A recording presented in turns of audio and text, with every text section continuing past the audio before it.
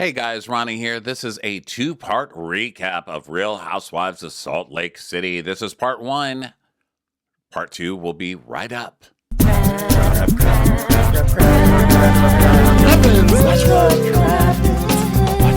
crappens. Who cares what happens when there's so much that crappens? Watch what crappens. Who cares what happens when there's so much that crappens? Well, hello and welcome to Watch What Crappens, the podcast for all that crap that we love to talk about on Ye Olde Brovs, which is a channel on the television. Ding! I'm Ronnie. That's Ben over there. Hi, Ben. Hi, Ronnie. How are you? Great. Good to see you, my little friend. Good to see you, going too. Okay over there?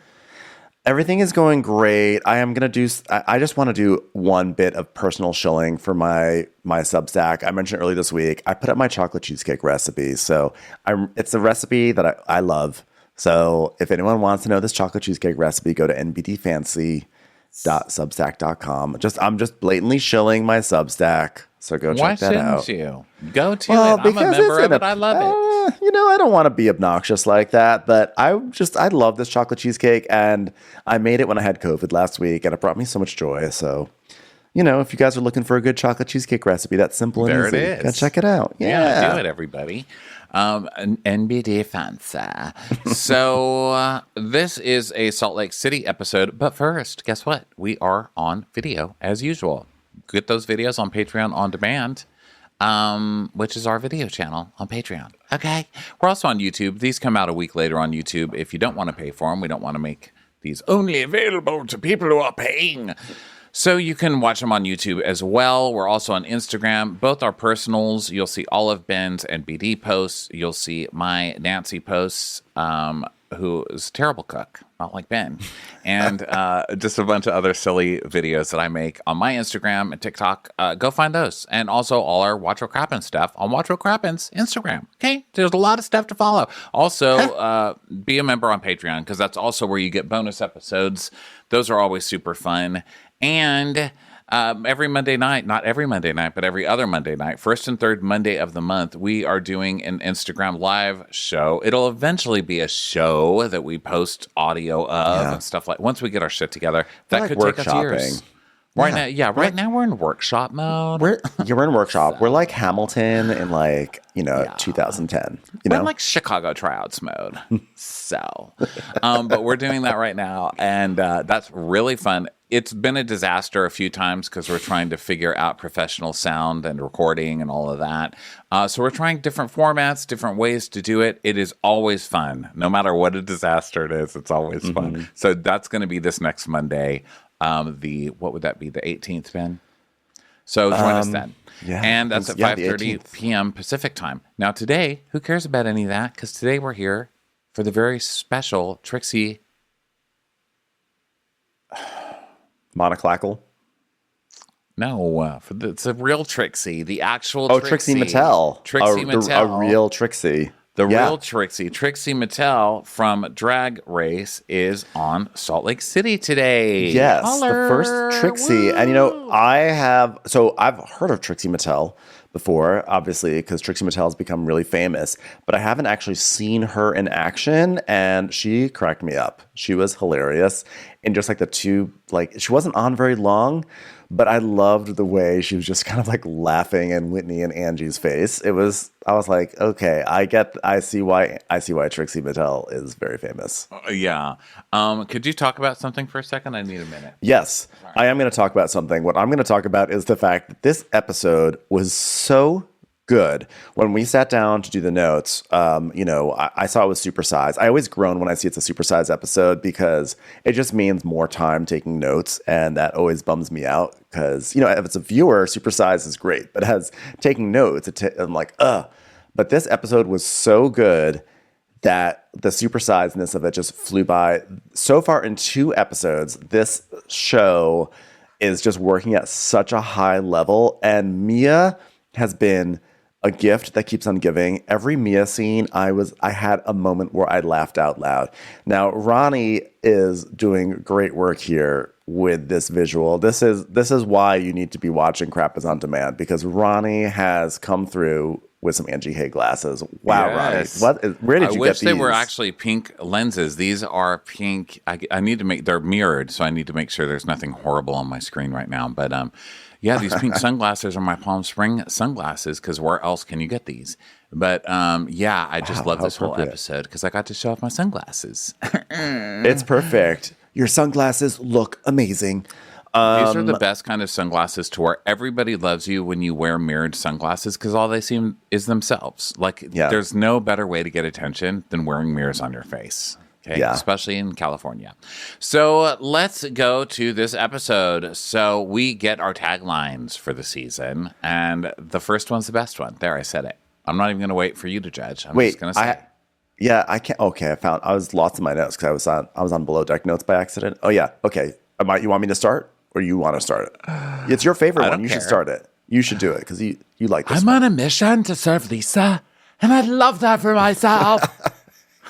And then, by the way, in classic Lisa Barlow, every single season, Lisa Barlow does not know how to deliver her line. She always rushes through too fast. She goes, I'm on a mission to Lisa, and I love that for myself.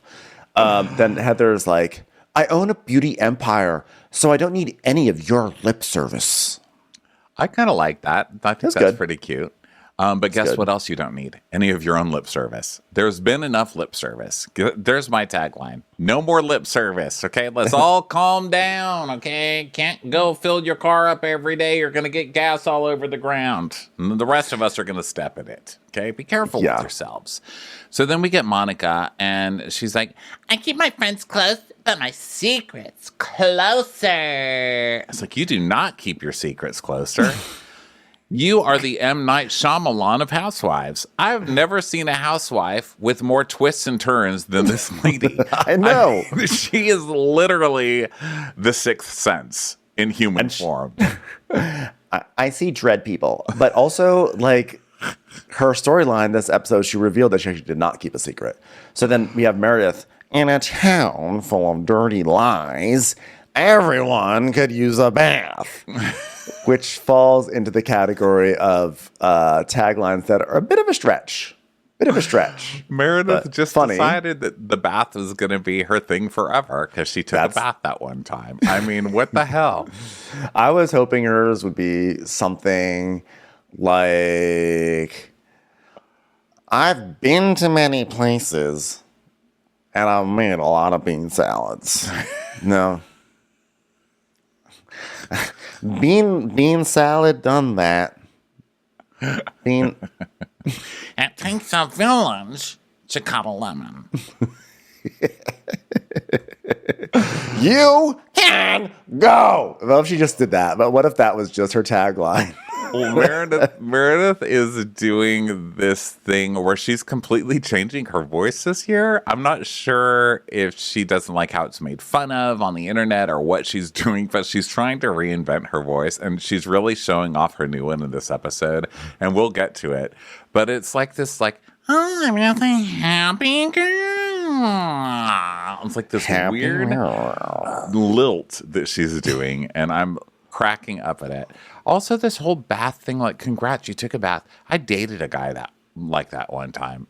I was just always getting on it. It's like, take a fucking bath, dude. Like, have some respect. He takes a bath and he wants a gold medal. You know, it's like that's a normal thing to do, to take a bath. Yeah, you know. It is. So anyway, then is Angie, who is, it's going to be trouble to differentiate this voice from Lisa this year because they are very similar. They do both have this kind of thing, but Angie speaks in staccato. And she also doesn't ever know her lines. She's always trying to remember her lines, and she speaks in questions that are in staccato to herself. And this is her line.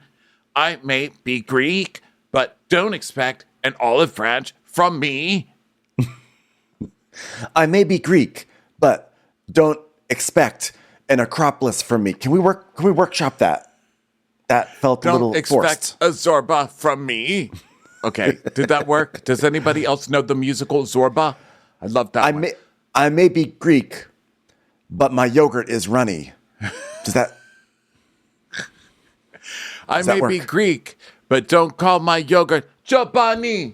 Jabani. I may be Greek, but I have a philo dole on all of you. so stupid. I'm just still workshopping. They're like, okay, Angie, just say don't expect an olive branch from me. Okay. And then you do Whitney. Having faith in myself is wait, can I go from the start? Having faith in myself is the only religion that I what's the rest? Need. Now we go to Happy House, and I don't know. Oh no, it's Happy Haws is what I wrote because the song is very like happy. ha ha dun dun dun dun ha dun dun dun dun ha dun dun dun dun ha dun dun dun dun ha dun dun dun ha dun dun dun ha. So now we're at the Jordan River Trail, very biblical. It is. I think a king was sent as a baby down that river by King James, maybe. King. And Larsa Pippen tried to date its son. She was confused. She's marrying his son, actually. That's true. She's Larsa marrying Pippen the is marrying river's son. So Meredith gets out, and There's she's nothing bigger like than rivers like.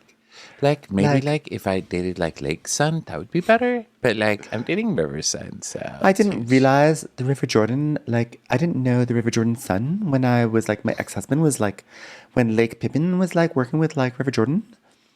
So Meredith is arriving she has metallic blue pants on and like a Monsters Inc. jacket as usual. But then Lisa Barlow shows up and she's like, hi, I'm Lisa Barlow, and I'm wearing a jacket that represents Andy's Mints right now. She really looks like she's wearing wrappers for Andy's Mints. Meredith was my favorite because she's wearing like Michael Jackson pants, but in like really bright, shiny tinfoil blue. And I recognize the pants. I couldn't remember where I've seen the pants. And it's from my Sackboy character on the Sony PlayStation. Wow. Because you can put yourself in different outfits. And I own those pants in computer form. And they're as hilarious on both people, I have to say. My Sackform figure and Meredith Marks. They both work. Also, my Sackboy figure loves a bath. Weird. Wow. So Lisa parks and meets her, and she's brought. Lisa's like, "Oh my God, you brought drinks!" And this is where Meredith tries out her new baby voice. She's like, "I brought you a drink. I think I can walk in this." I was like, "What are you even saying? Your head's about to bobble off your damn body, woman. What's going on with you?" Meredith and I have not, in 2 years, had one productive conversation at all. So then they are having just small talk about the kids. They're acting like they've never even heard of each other's kids. And Meredith's like, so you've got 5 kids, right? She's like, no, I have like Jack and Henry, and also Sharon, right? There's no Sharon. Oh, okay. And Jack, he's about 3 years old. He's 18. Oh, okay. Got it. Jack's about to like graduate. It's really weird. Oh, well, I'm also got a child graduating, which you may have heard of. Oh my God, Floey. No, that's not who it is. Yeah, the one from the insurance commercials. Oh my God, that lady's had a job literally forever. She's only in high school. No, Chloe. Oh, we call her NB, not Brooks. Yeah, well, she's graduating from someplace, and she's really, really excited about it. You know what? I mean, I'm walking this path with Meredith, and I see all these hazard signs everywhere. And sure enough, they show Lisa and Meredith walking past hazard sign after hazard sign. They're taking a stroll around electric transformers. They're like, well, I thought we could meet and have a reconciliation around a power plant if that was of interest to you. Let's see. She's like, Meredith tells us, well, I'm a little ambivalent about seeing Lisa right now because I know I want a fresh start with Lisa, but I don't want anything that happens today to damage my ability to make that fresh start. I guess I have to see her in order to start that process. And I want a fresh start, which is why I dressed up like a dinner mint. So Meredith is like, well, what's his name? Jack. Jack, so how's his college search going? Is he still interested in majoring in fudge? And Lisa's like, actually, Jack is deferring. She's like, oh, deferring? Yeah, he's going to serve a mission for our church. Oh, okay, a mission. And so he's going to go into muffler sales, not emissions, missions. So he's going to serve a mission? Is he going to be a mesero at a Mexican restaurant? I mean, that's a kind of tortilla, am I right? No, not that kind of mission. He's in tire sales. Oh, sorry. No, that's Michelin. And I don't know why I'm messing up my own words. I thought that missions were impossible. Okay, now you're just doing Tom Cruise movies. This isn't helping. Okay, his mission could be in Idaho, South California. I mean, they pick. You know, his friend went to a reveal. That's where you go and they announce what your gender is. What your gender is going to be on your mission. That's where they reveal the gender of the city that you're going to. So one friend is going to Switzerland, another to Milan, and another one is like going to a non-binary city. So we're not really sure how that works, but we support it. Another city literally caught the entire town on fire during the reveal.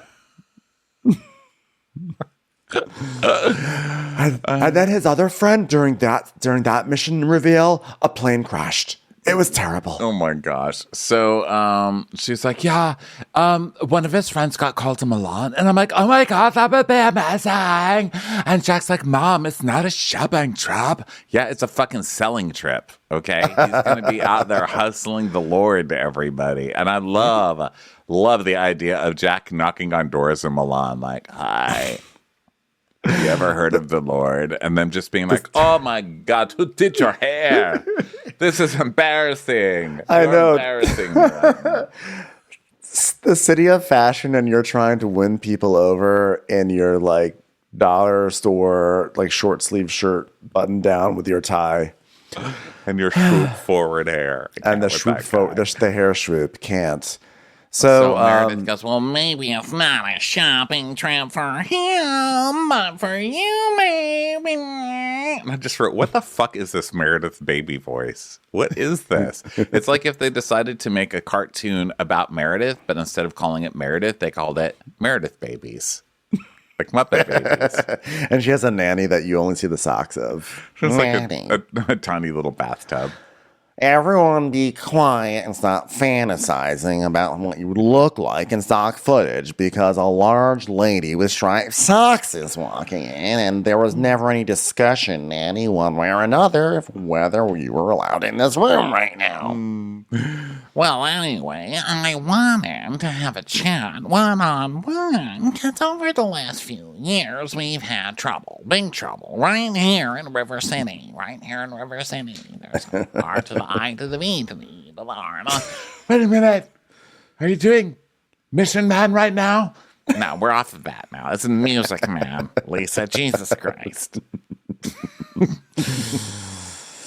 So we see a wonderful montage of them fighting, which is really excellent. There's just so many great highlights, but it was I always enjoy the forgotten highlights because we always know the big ones, but the forgotten ones. So for me, this was Lisa wrapped up in like a blanket saying, I always thought I was a safe space for you, Meredith. I forgot what Meredith said back. I just loved Lisa wrapped up doing her falsetto to try to win her back over. I always thought I was some sense. You're a failed airbag, Lisa, as a friend. So, also, Lisa's like, it's been very dark, and I don't like the way that feels. I don't like to go backwards. And Craig from Southern Charm is like, me neither. That's why I won't ever take a shot.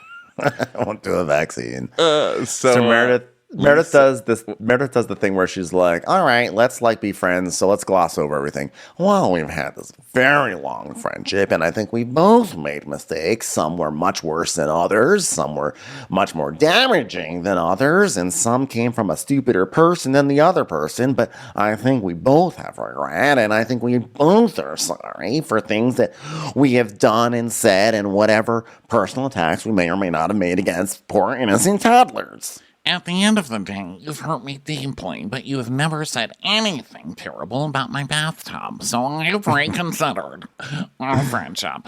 And Lisa tells us, listen, I grew up in New York, okay? So I'm not a very trusting person. So somebody sent us a message, like they DM'd us, and they said, I love that Lisa, how have you not called out that Lisa keeps saying she grew up in New York, but she grew up in Schenectady? And then they show her prom picture or her high school yearbook picture. That is New York, but it's not the same. Like Lisa is like, I'm a tough girl. I grew up in New York City. Well, she said, I love culture because I grew up I thought she grew up in Long Island. But either way, if she's really from Schenectady, that's hilarious. I know. We should fact check that, right? I shouldn't just say things that I've read. I used to go to the Saratoga spa. You know, the first concert I ever went to, I saw a triple bill. Delancin. Sorry, go ahead. Go ahead. Dana Delancin. The first concert I went to was up in Saratoga Springs, New York. They have a place called SPAC, the Saratoga Performing Arts Center, and it was a triple bill: Cracker, Gin Blossoms, and Spin Doctors. And I went as part of a camp trip. So I feel very connected to Lisa because you know what? She did grow up around a lot of culture. She was around a lot of culture, like the Gin Blossoms. Listen, I've been around yogurt while it's being made. So I know culture. It's time for a commercial. It's time for a Crappens commercial. Hey listeners, you need to know that Wondery's shocking true crime podcast, Over My Dead Body, is back for a 4th season, Gone Hunting. This newest season covers the story of Mike Williams. It was Mike's 6th wedding anniversary when he set off on a hunting trip into the gator-infested swamps of North Florida. He figured he'd be back in time to take his wife Denise out to celebrate, but he never came back. Friends and loved ones feared he met his fate through bad luck and a group of hungry alligators, leaving his young family behind. Except that's not what happened at all. And after 17 years, a kidnapping, and the uncovering of a secret love triangle, the truth would finally be revealed. Enjoy Over My Dead Body, Gone Hunting on the Wondery app or wherever you get your podcasts. You can binge all episodes of Over My Dead Body early and ad-free on Wondery Plus. Get started with your free trial at Wondery.com/plus. I want you to picture Steve Jobs tinkering with a computer in his garage, Walt Disney drawing cartoons for his high school newspaper. Every big moment starts with a big dream, but what happens when that dream turns out to be an even bigger failure? Each week on Wondery's new podcast, The Big Flop, host Misha Brown is joined by different comedians to chronicle some of the biggest failures and blunders in pop culture history. Each episode will have you thinking, why in the world did this get made? From box office flops like Cats the movie, to Action Park, New Jersey's infamous theme park that had countless injuries, many lawsuits, and rides so wild it became known as Class Action Park. Or Quibi, that short-form video platform with an even shorter lifespan. It's a story of a spectacular failure with lots of surprises along the way. Enjoy The Big Flop on the Wondery app or wherever you get your podcasts. You can listen to The Big Flop early and ad-free on Wondery Plus. Get started with your free trial at Wondery.com/plus. And anyway, Lisa goes on, I'm not a very trusting person. If I could list all the people I trust, it would be anyone who's signed an NDA, my husband, our lawyers, because they're bound by law, Taco Crunch Wrap Supreme, because really, what has it ever done to me? Except be delicious. Kit Kat bars. People who oversee trusts, because that's literally their job. So I trust people.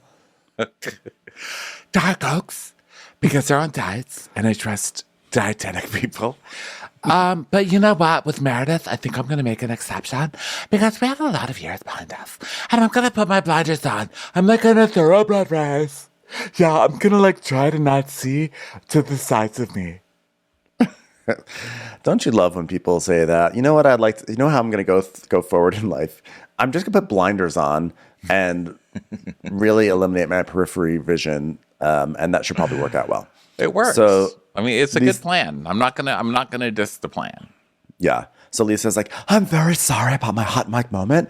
And I know my words hurt. And that made me feel horrible.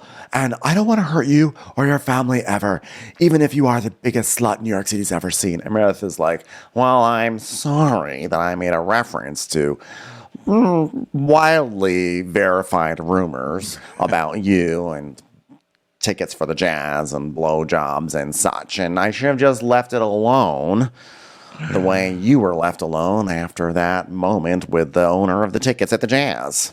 Listen, I'm sorry that I contributed to an entire movement called Just for Jazz. I apologize, but there is room for growth, and I miss our families being together. After all, little Brooksy does need playmates. And then we see clips of them being happy together, and the best is the diamond mask. I mean, I will never, that's like one of Meredith's defining moments, is showing up at the beauty lab opening with that diamond mask on.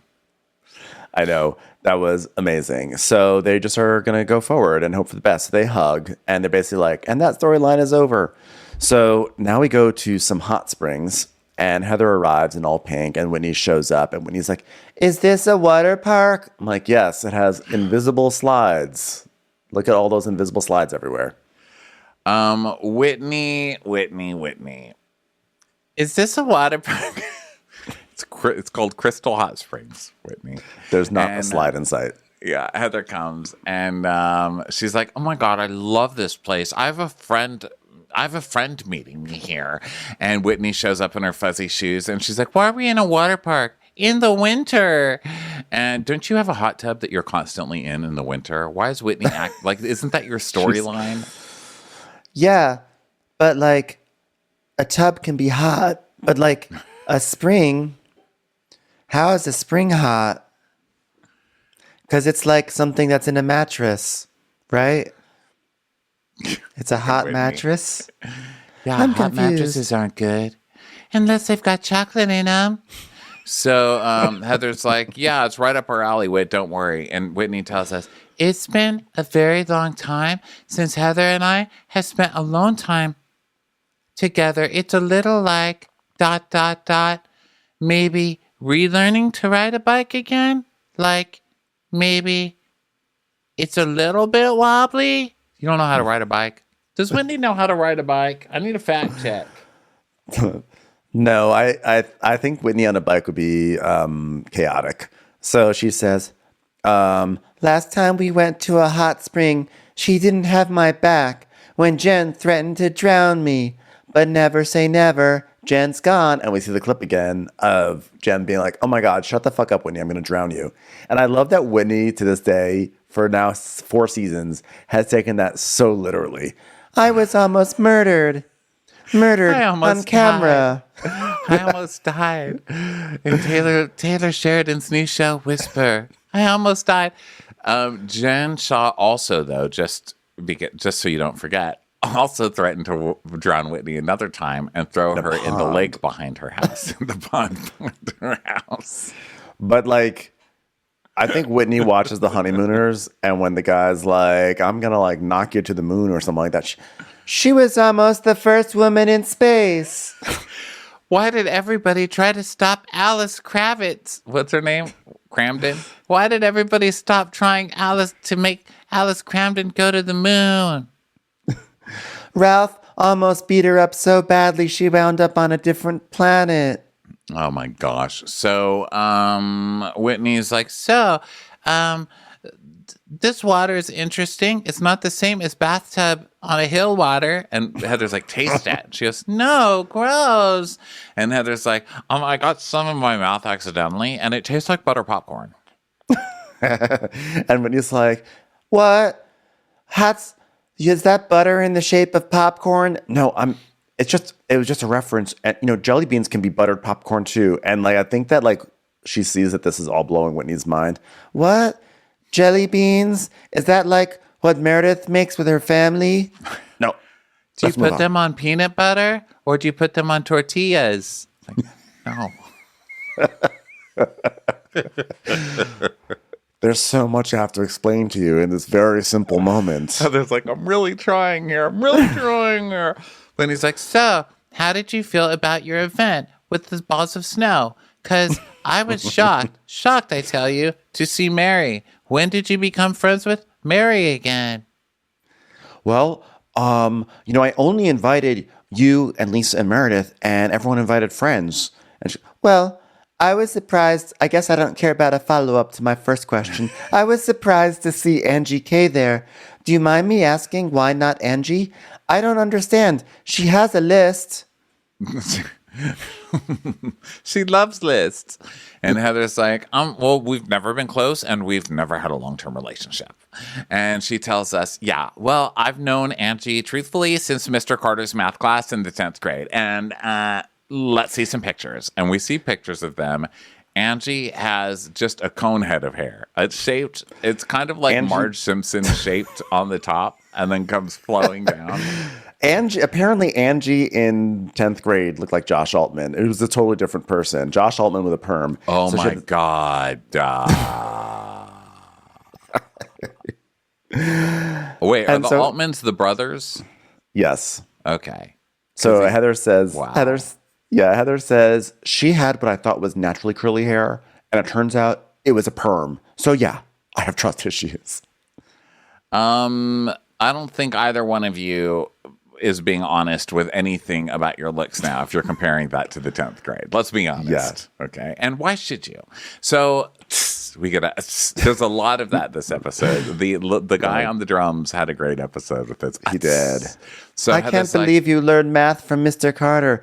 Jay-Z was your math teacher? That's crazy. So Heather's like, I mean, it just gave me a bad taste in my mouth watching her dive headfirst into that friendship with Jen. Maybe it's because you thought popcorn was butter. She was like regular spring water. There's no extra sense of butter popcorn in it. Turn of phrase, Whitney. Okay. So, and then she tells us we weren't very close in high school. We had just two distinct, different friend groups. I had the Mormons. She had the Greeks. And we shared some best friends, I guess. And I love that they're like separate groups of the Mormons and the Greeks. It's like the new West Side Story. Yeah, we need this. I need a Greek West Side Story. Fuck yes. Angie was probably very excited when PETA fighting motherfuckers in a musical. I need that shit right away. Angie was probably very excited when she's like, "Oh my God, there's a movie out that really describes my high school experience. Let me put it in. It's called Grease. Wait a second." Where are the Greeks? The Greek ladies. Wait a second. No one's throwing plates. I don't get why they appropriated my culture like this for this musical. So Heather's like, yeah, well, she flip-flopped immediately, and now she's diving headfirst in this relationship with Lisa, and it just feels very muddy and very messy to me. And she tells us, I do remember when she won Best Sense of Humor. You know, I always feel bad for the girls who peaked in high school.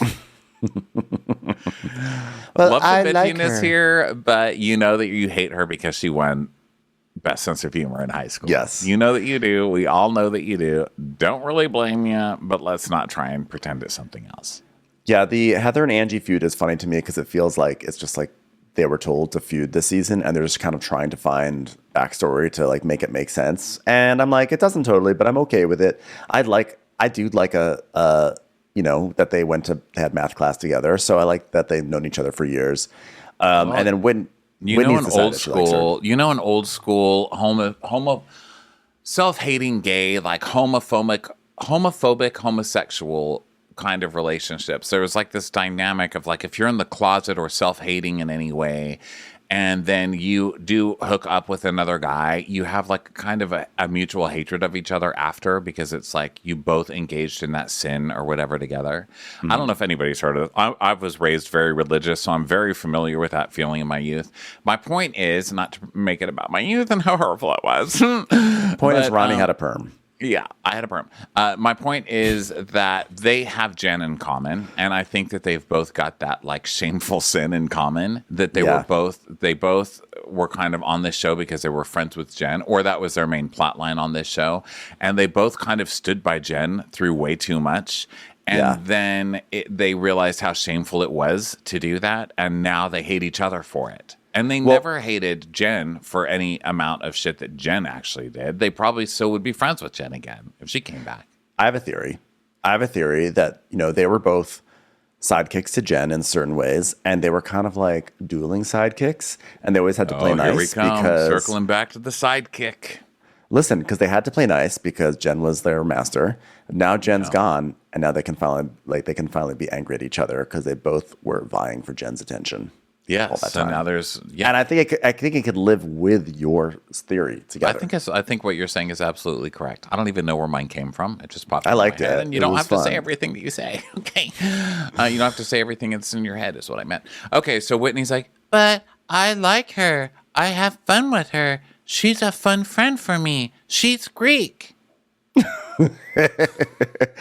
You know that expression? It's all Greek to me. It's like literally all Greek to me. She's all Greek. And she's like, well, I think that she's fun until she's not fun. But I kind of was eavesdropping, and I heard Angie asking Lisa about Jack's message. Mission. Mission. And so then we see a clip of Lisa telling Whitney and some other people, like, so, Jack, like, he's not gonna go to college right away. He's gonna go on a mission. And then it cuts to Heather, who's like hiding behind an old ice sculpture watching and like wiping her mouth evilly as she watches. Yeah. And so Heather's like, I just would be curious to know what this motivation was. But, for me, I literally, I went on my mission because my friend Diane was at some point in her life, and she was graduating from college. She didn't have a perm, and neither of us had boyfriends. And she's like, I'll go if you go. And I was like, I'll do anything Diane says. So we went. And next thing we know, me and Diane, this is the story of Heather and Diane. And we were in the temple making death oaths with Diane. And we were wearing garments for the rest of our lives till death do Diane and I part. And here's my proof of it. Here's a picture of us both in matching white bicycle helmets. Even indoors, we'd wear those. And for no Diane's reason, idea. Yeah, Diane was just like, we're never getting laid. So if you want to go on mission, I'll go on mission. And so we did. We were wearing long underwear and bicycle helmets together for years. That's just how it works. And Whitney's like, but wait a minute. When you say death oats, does that mean the cereal's gone bad and you shouldn't eat it after the expiration? No, Whitney. Death oaths. Death oaths. Oh, can I have a sound effect to help explain what that means? Ding! And then it pops up on screen. Death oath. A vow to keep the church's ceremony secret under penalty of death. Who's gonna kill who from the Mormon Church? Is that illegal? Is that legal? Like, I'm No, it's sorry. not legal, but you're not. Who's gonna know? You're not allowed to say it, and you'll fucking die if you do. And I've watched enough Mormon shows in the past few years because they're shoving them down my throat that I believe it. I believe it. That murder show last year with Andrew Garfield on Hulu about, oh my God, that was something. Like In the Arms of the Angel or whatever it was called, or In the Gates of Heaven or something. Girl, I don't know. There's so many Death of them. oath. Just in my mind, they're all like, long underwear, the mystery. And I'm like, I'm in. So, Long underwear and death oaths. Heather's like, If you ever, it's just Heather Dubrow. It's just Heather Dubrow in like a hat saying, if you ever tell the secrets of this church, this will cost you a lot. Heather Dubrow in a bonnet and long underwear. It's a Heather Dubrow. If you ever. Okay. So If you ever let Diane tell the secrets of this church, this will cost Diane a lot. and not just a bicycle helmet. So, there's like, death oath. And she like does a slit across her throat. And Whitney's like, oh, yeah. Like, she needed that. She needed the actual visual of throats being slit for her memory to get kick it. in. Death oath, yeah. So Heather's like, Lisa Barlow loves to say she's Mormon, but I don't see a lot of Mormon coming off Lisa Barlow. The Mormons I know all wear their garments, go to temple, pay their tithing, abstain from coffee, tea, alcohol, and cigarettes. And she owns a tequila company. She drinks Lisa Teenies and has signature cocktails. So, they're morally opposed to that. And Jack is going to be teaching that brand of Mormonism. And what I don't think she's prepared for is who he might be when he comes home.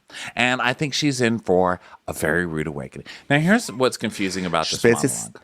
Listen, she's basically saying that Jack has a much larger forehead than Lisa ever could have expected. And he's going to come back with a different hairstyle. And it's going to be jarring. They're going to make him cut his hair in Milan. And he's going to come back as that five-head fish from Below Deck. Sorry, go on with your theory. So here's my thing about Heather. She does this like anti-Mormon, like I'm against the church now. I don't stand for the church now. But she's always very high and moralistic against what everybody else is doing based on Mormon laws. And I think it's really hard to wash that stuff off of you. I still get like that with religious stuff sometimes. I catch myself sometimes doing stuff like that. And I think this is a case. It's a case of that where she's like, Lisa's not a good Mormon. What the fuck is her kid? She's going to have her kid going off and teaching everybody the wrong brand of Mormonism. So she's kind of sticking up for Mormonism in that way. I didn't interpret it that way. I interpreted it as Lisa is like not a good Mormon. She's sort of like a quasi-Mormon, doesn't really seem to do it. But Jack's going to go off and he's going to be super religious and he's going to come back and he may be really religious and he may actually try to like distance himself from her. Like this may drive a wedge between them. Oh, okay.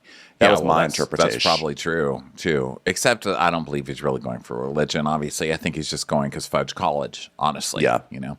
So then we get a triple, my favorite. After she does this monologue, we get a triple of my favorite sound effect on the show. They give us 3. Usually we just get 1. But this week we got...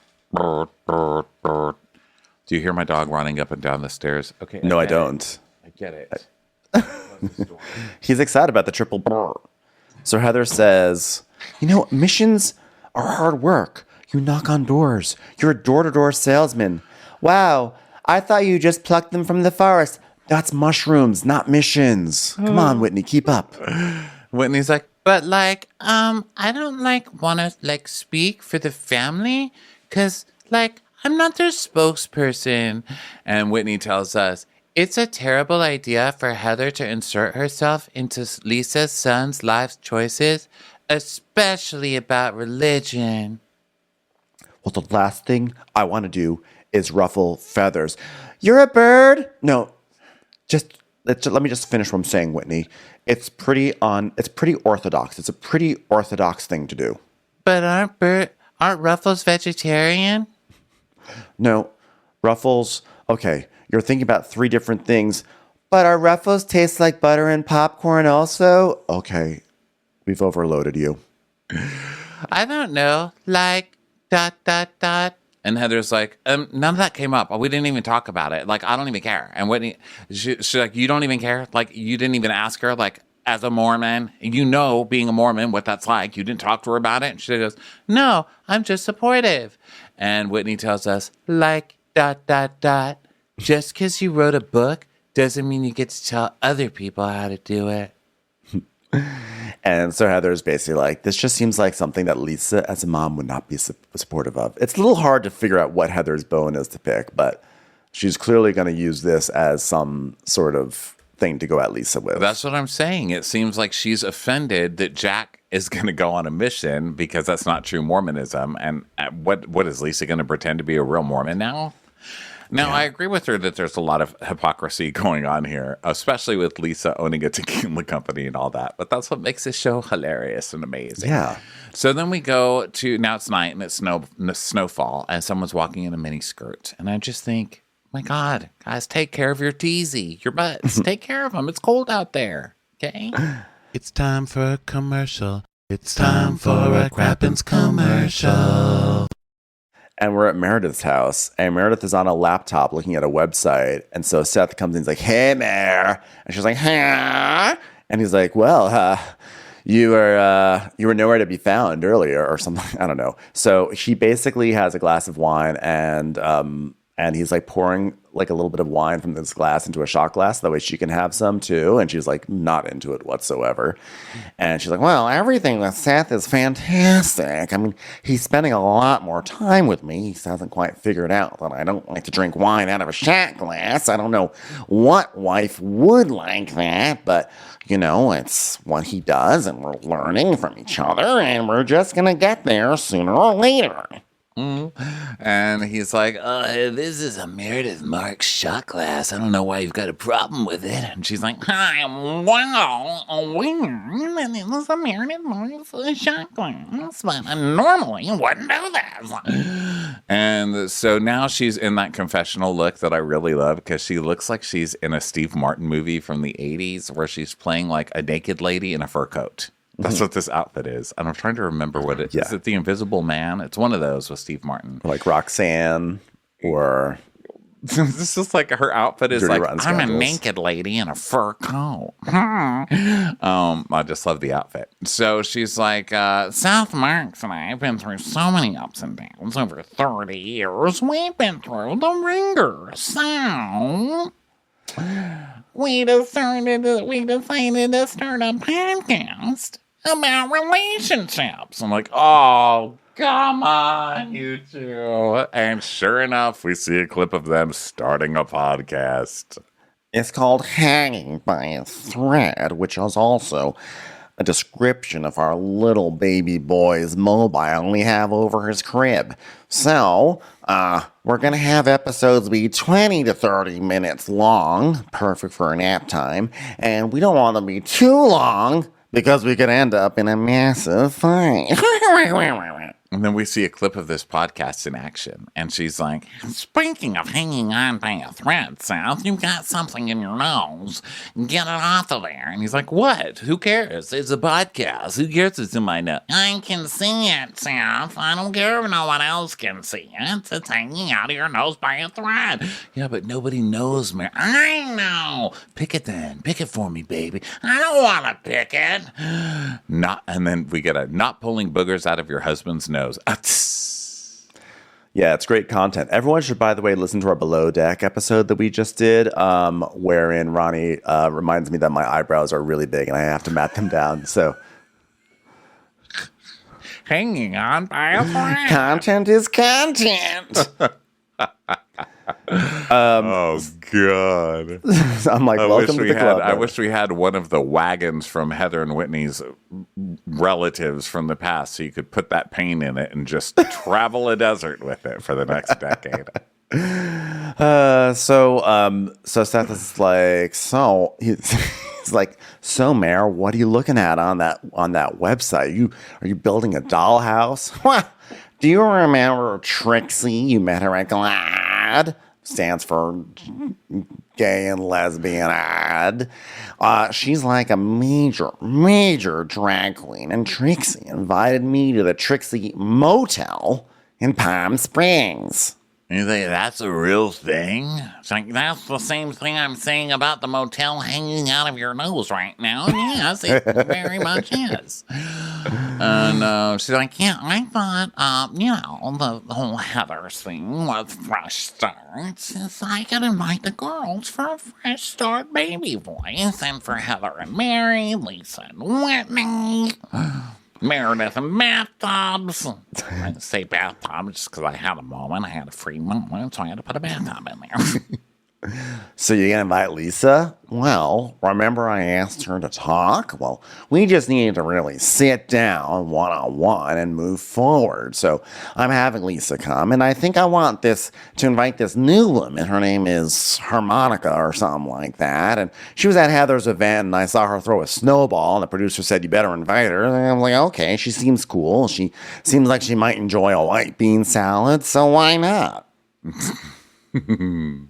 I mean, this girl just has such a vibe. And we can all go low-key. We can reconnect. Hopefully I don't have to lock everyone in their room for bad behavior.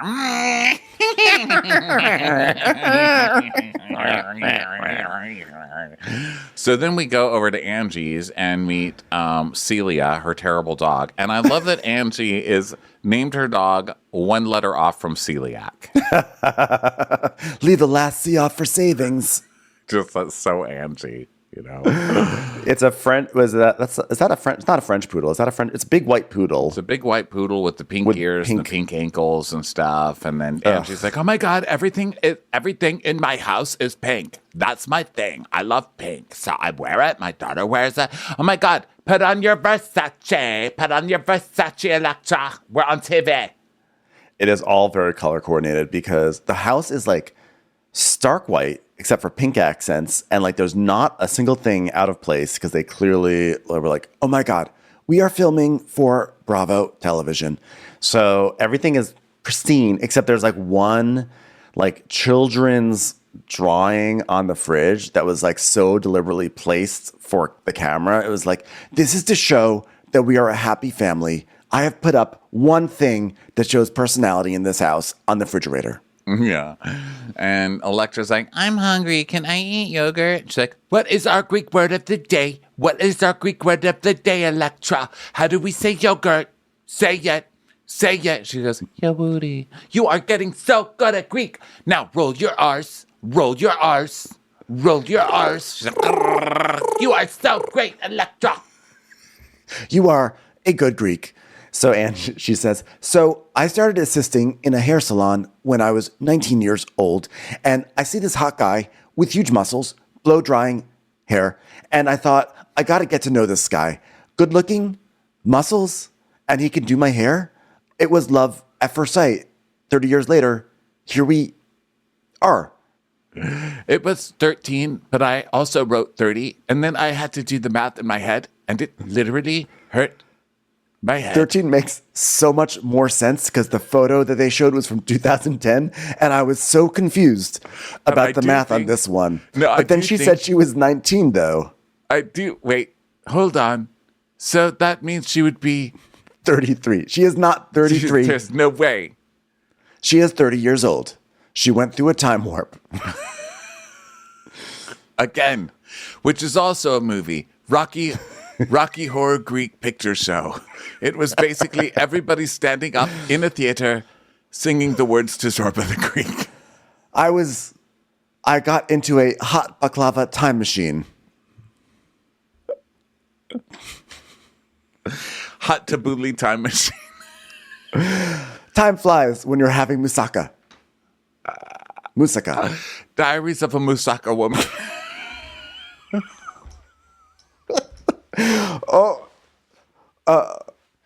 I just pulled a muscle in my side.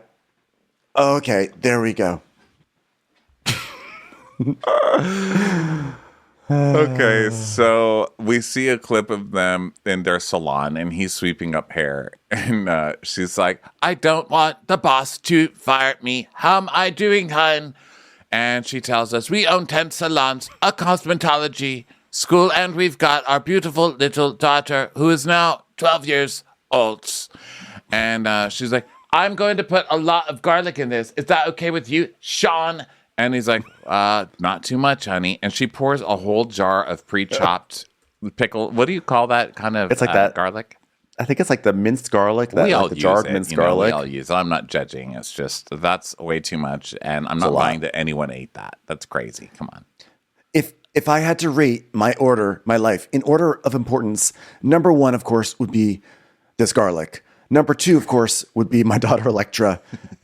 And then number three is our businesses. And number four, well, my poor husband, Sean. I mean, it's funny because in the back of my mind, I'm like, he can wait. He's not going anywhere. I mean, I'm just on the Real Housewives. That's pretty good for marriages. So let's hope he's smart enough to know that if he sticks around long enough, he'll be back in the front seat soon. Like, well, what does that mean? What, Electra gets demoted? What? Huh? Yeah, what the hell? Your businesses are closing?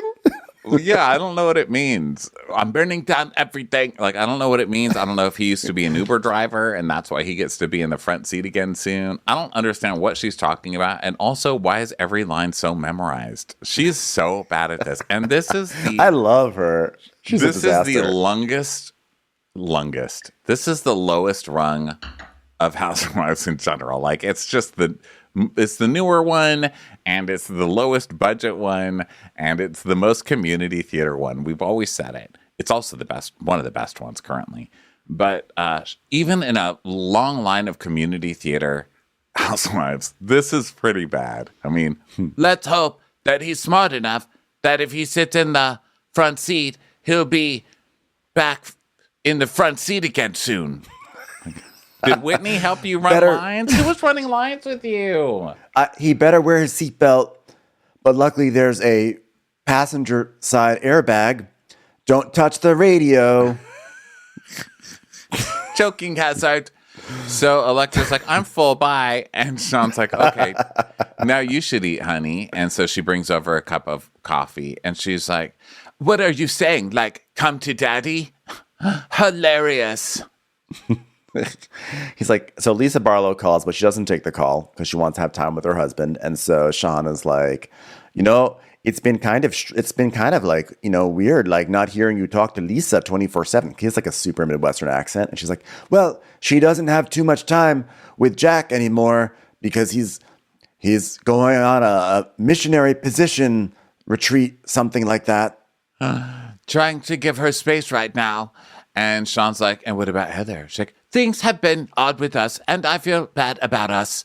And then we see a clip of Heather saying, I'm not the one who poured champagne on your head. So if you're mad at someone pouring champagne on your head, why aren't you yelling at the person who poured champagne on your head instead of yelling at me? Oh, but it was funny to you, was it? It was so funny and hilarious to you when someone poured champagne on my head. I am Greek. If you had liked me, you would not have found that to be funny. So she says, I'd like to move forward and not have that awkward energy between us. I've known Heather since high school, and she was 15 and when she moved here, and I was one of the first people that she met. Well, she met my perm first, and then she met me, and she was a good student, and I wasn't, and I was more wild.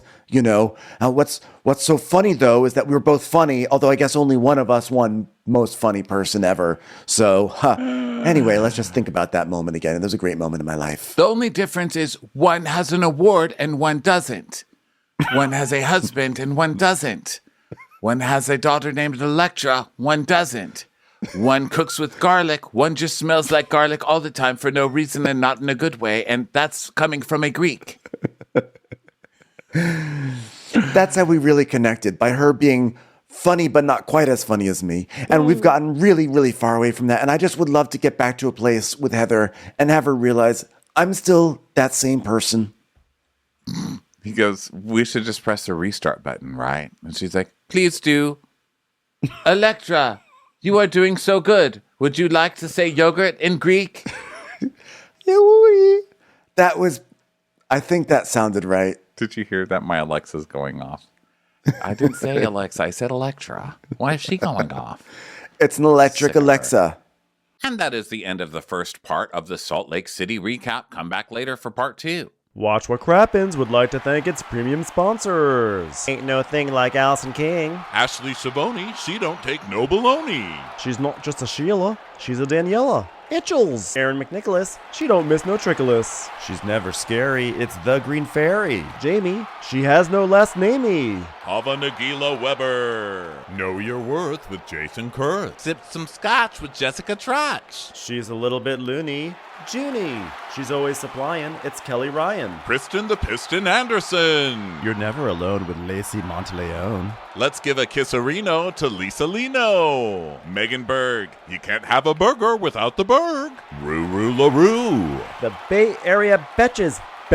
And our super premium sponsors. Somebody get us 10 cc's of Betsy MD. We're taking the gold with Brenda Silva. Let's get real with Caitlin O'Neill. Don't get salty with Christine Pepper. Can't have a meal without the Emily Sides. Nobody holds a candle to Jamie Kendall. She's not harsh, she's Jill Hirsch. My favorite Murdo, Karen McMurdo. We love him madly, it's Kyle Pod Shadley. Let's go on a bender with Lauren Fender. We want to hang with Liz Lang. The incredible edible Matthews sisters. Nancy Cease and Desisto. Give him hell, Miss Noel. She's the queen bee, it's Sarah Lemke. Shannon, out of a cannon, Anthony. Let's take off with Tamla Plain.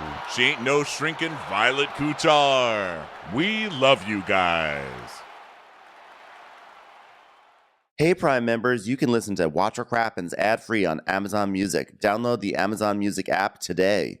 Or you can listen ad-free with Wondery Plus in Apple Podcasts. Before you go, tell us about yourself by completing a short survey at Wondery.